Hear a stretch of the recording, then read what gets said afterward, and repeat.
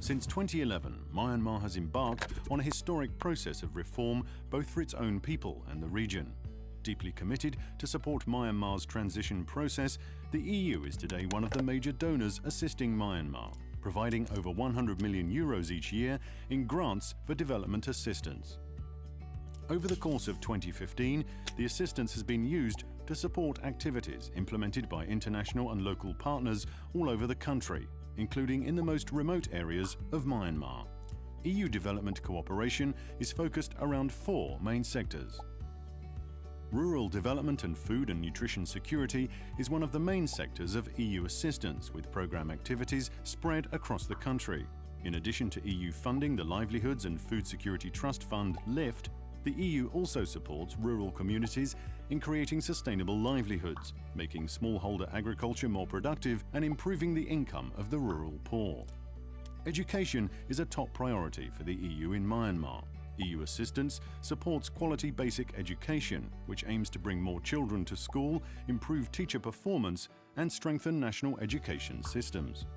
In the sectors of governance and the rule of law, EU engagement is focused on supporting national institutional capacity and the strengthening of governance, including local governance. In 2015, the EU launched its STEP democracy programme in support of the historic November the 8th elections in Myanmar, and colleagues from the EU delegation were able to partake as local short-term observers on election day.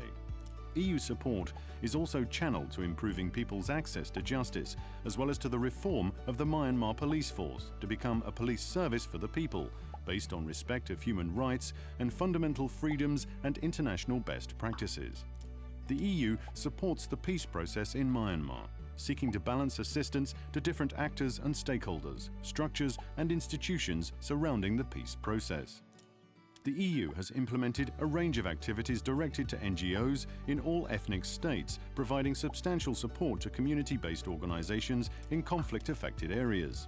The assistance is aimed at protecting human rights, improving livelihoods, and fostering reconciliation. These four main sectors of EU development cooperation are complemented by assistance in a range of other areas, including civil society, democracy and human rights, and the environment.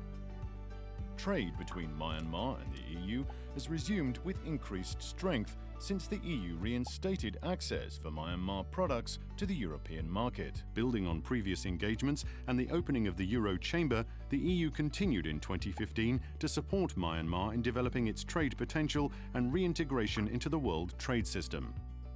The EU team working in development cooperation in Myanmar stands with the people of Myanmar to support their country in this historic transition process. EU development cooperation in Myanmar.